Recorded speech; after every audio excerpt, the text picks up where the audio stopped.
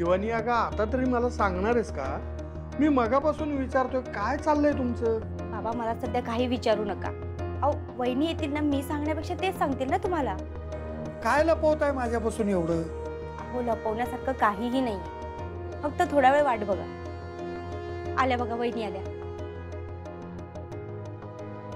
अक्षरा, अगं काय चाललंय काय तुमचं? ही शिवानी काही सांगत नाहीये मला. काय लपवताय एवढं? कुठे चाललाय तुम्ही? बाबा माझी आता घरी परत जायची वेळ झाली, सन्मानाने. म्हणजे? फुलपगारे सरांचा शोध लागलाय. आम्ही आता त्यांनाच भेटायला चाललो.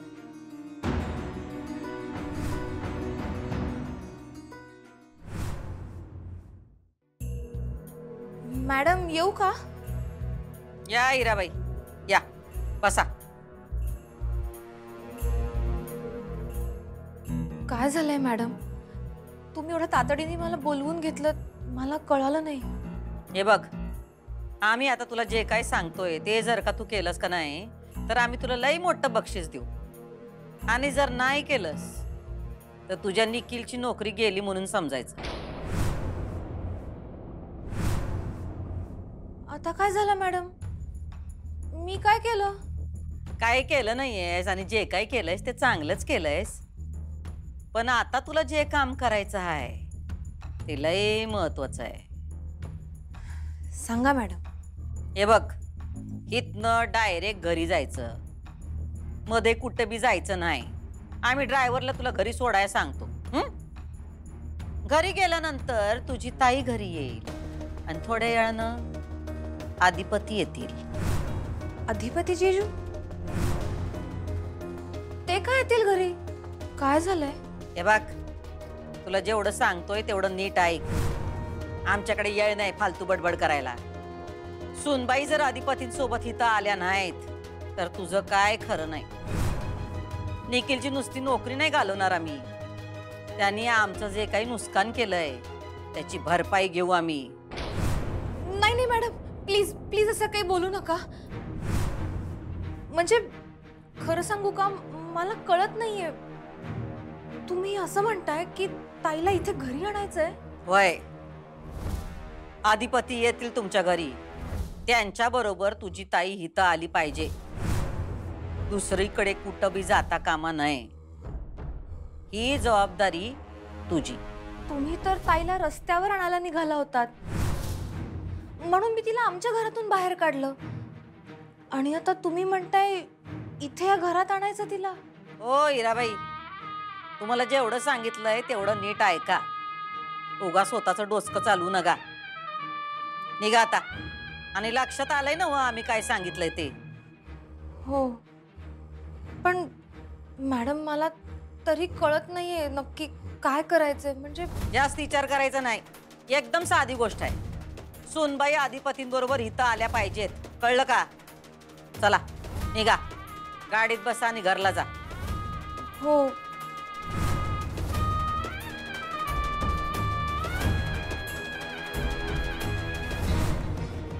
आता सगळीकडनं फिल्डिंग तर एकदम टाईट लावली आम्ही. आता नाही सुटू शकणार सुनबाई, सुटल्या नाहीच पाहिजेत. इथनं जर का सुटल्या तर शेवटचा डाव टाकायला लागल. बाबा मला कमालच वाटते तुमची. तुम्हाला आनंद का होत नाहीये? तुम्हाला माहितीये ना माझ्यासाठी ही गोष्ट किती महत्वाची आहे.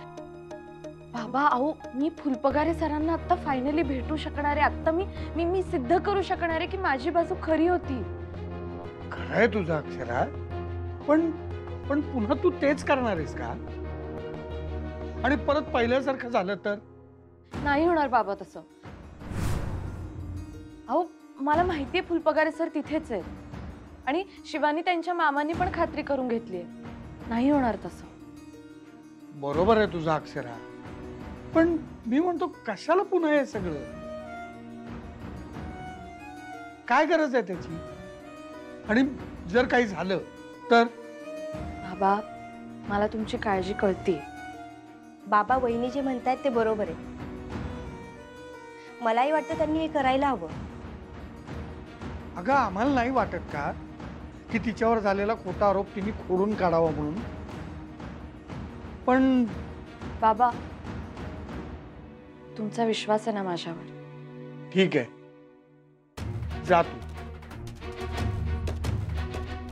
हे बघ, तू करतेस म्हणल्यावर काहीतरी विचार करूनच निर्णय घेतला असेल. थँक्यू. येते हा. आणि हा, वसुमावशीकडे गेली ना आई सांगलीला. तिचा फोन आला तर तिला सांगा काळजी करू नकोस म्हणा. सगळं व्यवस्थित होणार आहे. मगाशी फोन करून उगाच काळजी करत होती ती. येते. येते बाबा. मास्तरीन बाई, अरे अधिपती,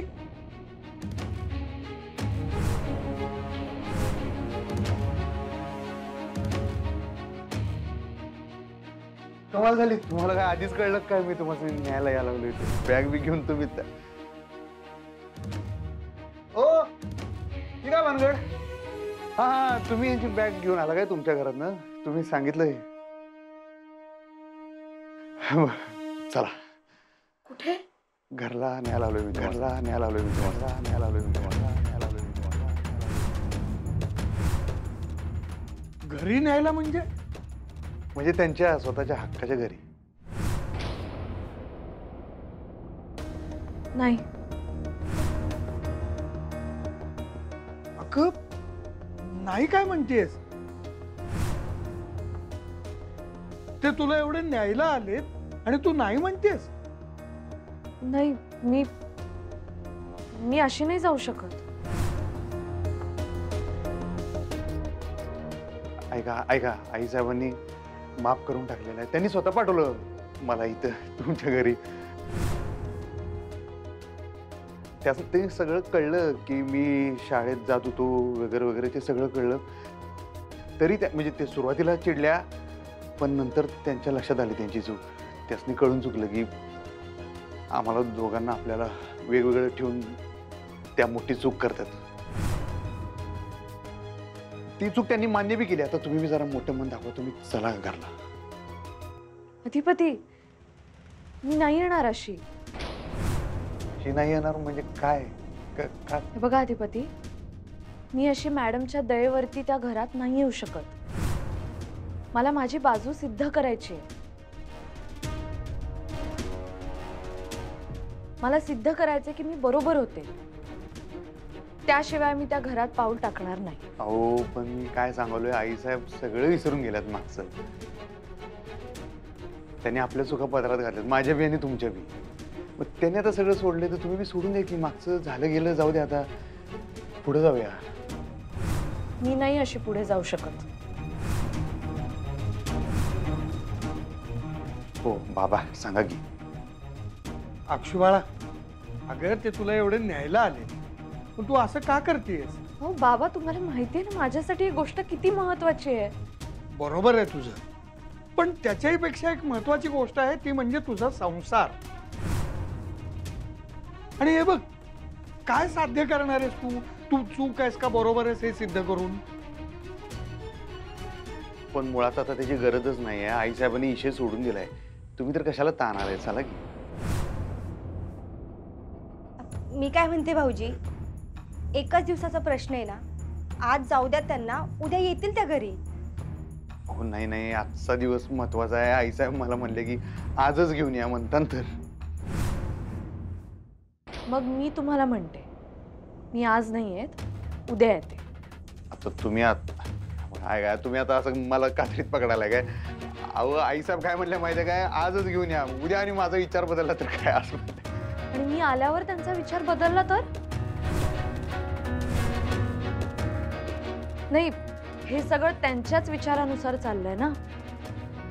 मग त्यांचा विचार बदलू पण शकतो.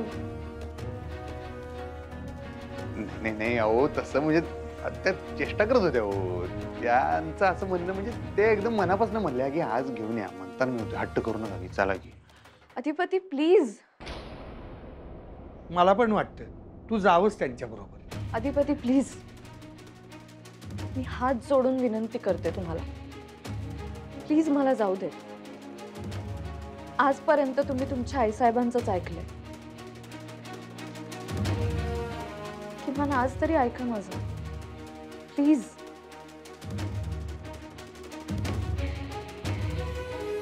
बरोबर, ठीक आहे, ठीक आहे, येतो मी. बाबा येतो मी. थांबा.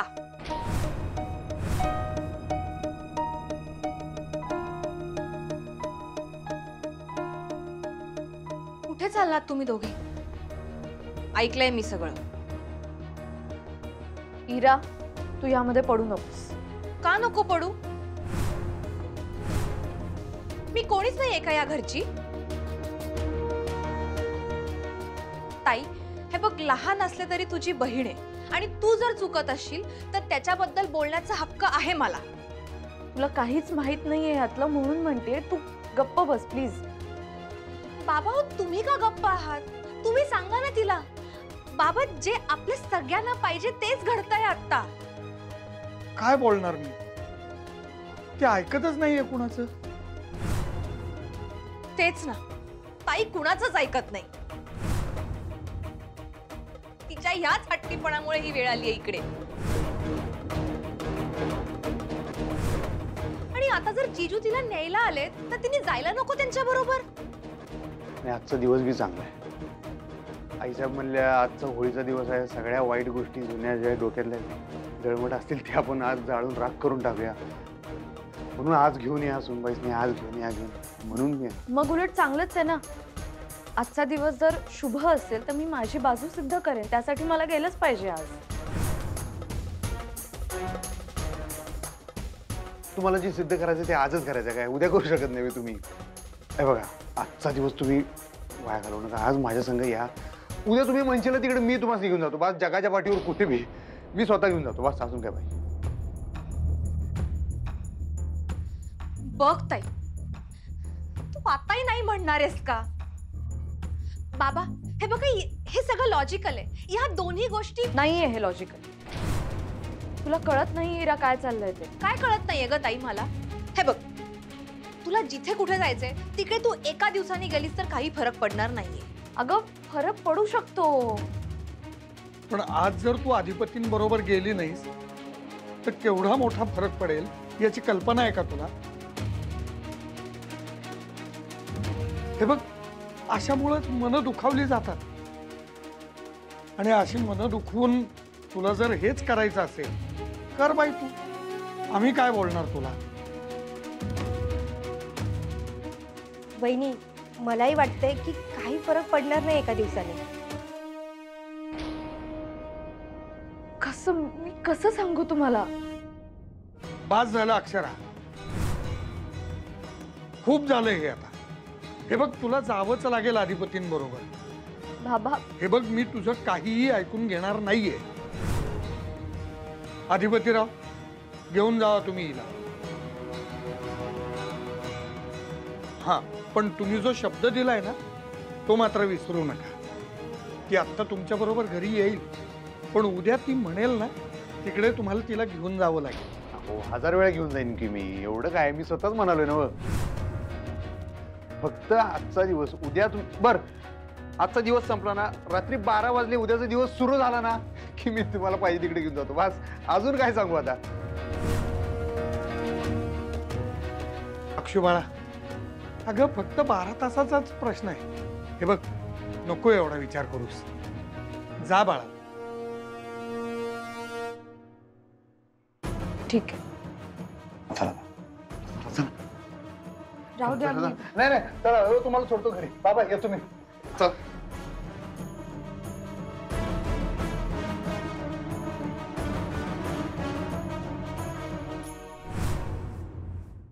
आई, दुर्गे, ए दुर्गे, चला, आज लय मोठा आनंदाचा दिवस आहे. काय झालं ताई? अगं, आज लय मोठा आनंदाचा दिवस आहे. धनाजी कुठे? धनाजी, जी सका. आज चांगला पूर्णाचा स्वयंपाक करा. हा, वय. आणि आरतीची तयारी पण करा. भुवे, अगं कशा पायी घाई करतीयास? अजून लई येळ आहे. होळी तर सांच्याला पेटवायची ना व. हे काय, मी तयारी करतच होते. होळी सांच्यालाच पेटवायची आहे, पण स्वागताची तयारी नका का करायला? स्वागत? ताई कुणाचं स्वागत म्हणजे कोण येणार कोण आहे? सुनबाई येणार आहेत, सुनबाई येणार आहेत, सुनबाई येणार आहेत, सुनबाई येणार आहेत, सुनबाई येणार आहेत. म्हणजे ताई ती काय जेवाय येणार आहे काय? जेवायला? त्या काय पाहुणे आहेत का या घरच्या? म्हणजे सुनबाई घरी परत येते या?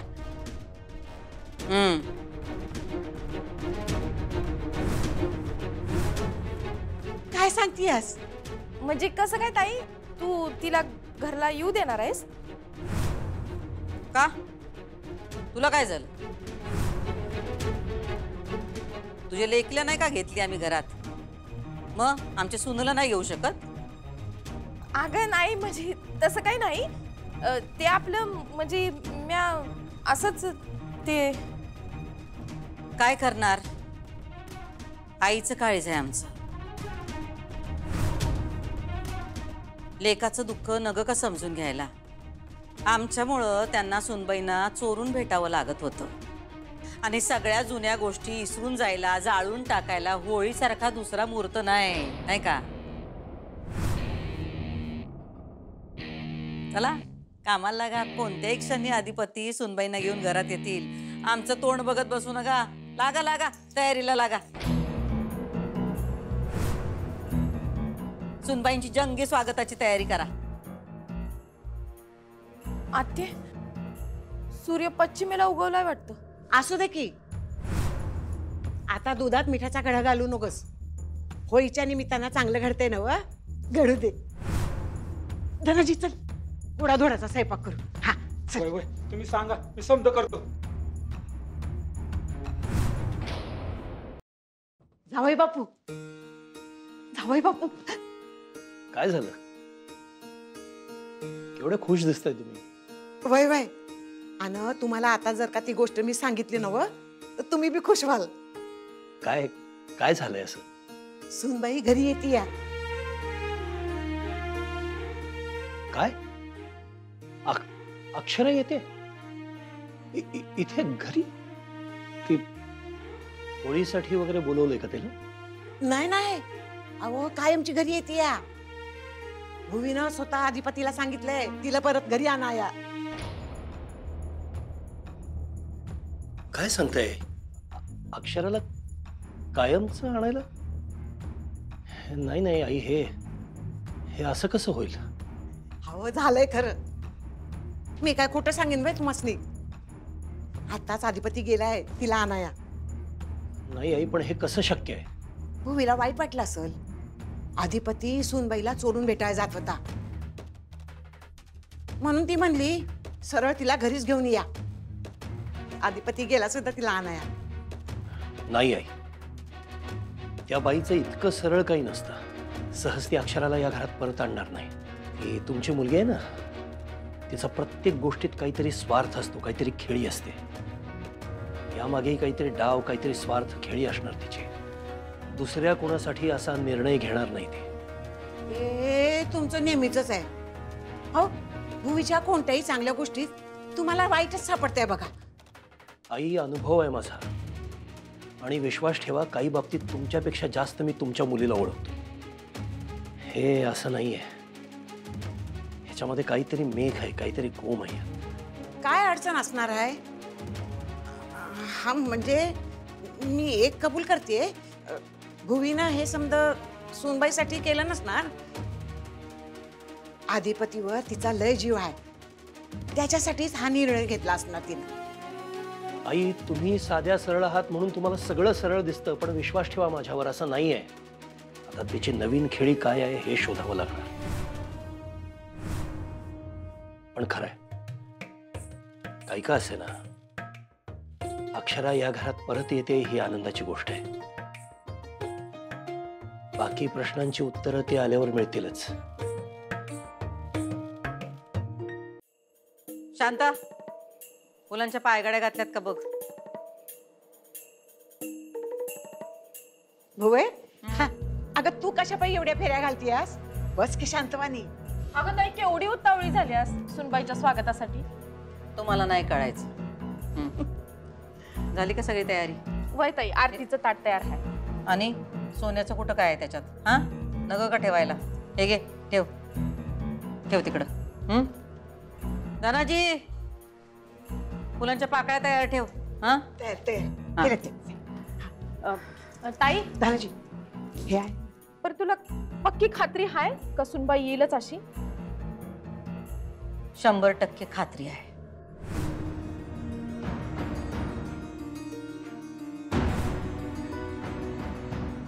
आई साहेब 100 वर्ष आयुष्य आहे. चला.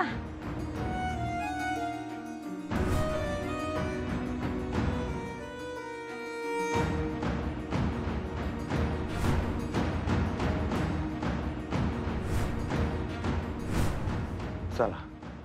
थांबा.